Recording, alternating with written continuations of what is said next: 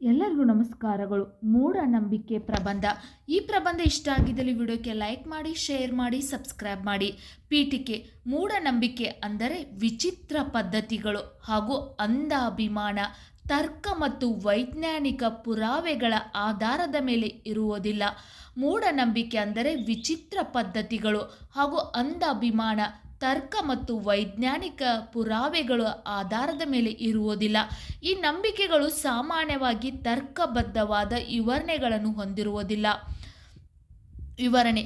Burk ಹೇಳಿರುವ ಪ್ರಕಾರ ಮೂಢನಂಬಿಕೆ ದುರ್ಬಲ ಮನಸ್ಸಿನ ಧರ್ಮ. ಇದು ಕಾರಣಕ್ಕೆ ಆಧಾರವಿಲ್ಲದ ನಂಬಿಕೆ. ಬರ್ಕ್ ಹೇಳಿರುವ ಪ್ರಕಾರ ಮೂಢನಂಬಿಕೆ ದುರ್ಬಲ ಮನಸ್ಸಿನ ಧರ್ಮ.